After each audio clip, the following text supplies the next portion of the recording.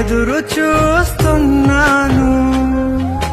నీవే ఏదైనా చేయాలంటూ నీ కార్యాలకే ఎదురు చూస్తున్నాను.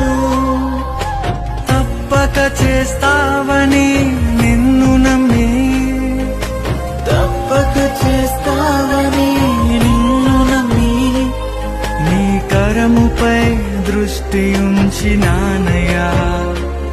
నీ కరముపై దృష్టి ఉంచినానయ్యా.